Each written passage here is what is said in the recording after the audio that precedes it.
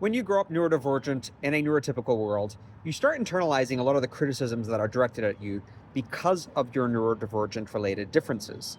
Because you can't keep up in class, because you're distractible, because you're impulsive, because you don't know how to read social cues, you internalize messages like, I'm stupid. And then they come out unexpectedly when you fail to hit the mark or you feel like you're not measuring up to the standards that were set for you by neurotypicals. And that happens very often. And often we say that to ourselves because we're expressing internalized criticism. We're venting it because it's easier to let it out than to hold it in. And in a way, in saying that, we're warding ourselves off. It's like almost like whistling in the dark. Okay, if I say this first, if I catch myself first, nobody else can catch me, and then I won't have to deal with their criticism. If I'm the first person to criticize myself, I don't have to be worried about somebody coming at me and saying something negative or nasty, because I already did the work. I already know that I'm stupid, and I said it first, so you can't get me. And I think there's some element of that, and it's also kind of like I said, like I implied, a stress release, right? Saying it lets you get it out, and it's almost relieving to mirror these accusations or negative statements and just say them out loud and get them out. And saying them and putting them out in the world, in a way, is reaffirming that negative perception you have about yourself, but it's also relieving. You don't have to hold on to this perception that's negative about yourself. You can spit it out, get it out, and it's like the tension releases a little bit. And personally speaking, that's how it functions for me when I say negative critical stuff out loud.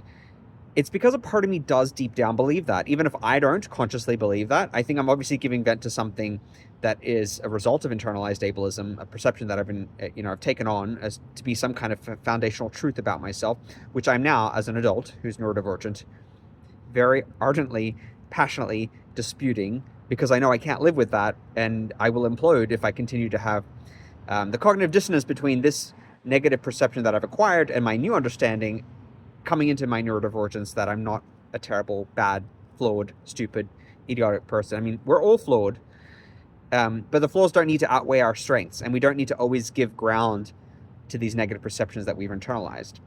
And so part of our work coming into our identity, learning self-acceptance, is accepting that maybe to some extent this behavior can be adaptive, letting the pressure out. But when you're saying that, again, you're reaffirming a perception about yourself, and maybe it's necessary to dispute that. So if you do happen to say one of these negative statements, like you're warding off bad luck or the bad perception that could come by, and also beating your critics to the punch, you can kind of dispute that and go back and say, hey, everybody's dumb or everybody's stupid at any given time. Like, that's just part of being human. It's a universal experience. I'm not exclusively stupid. I struggle with some things, as everybody does. Not everybody is great at everything, and I can't be great at everything at any given time.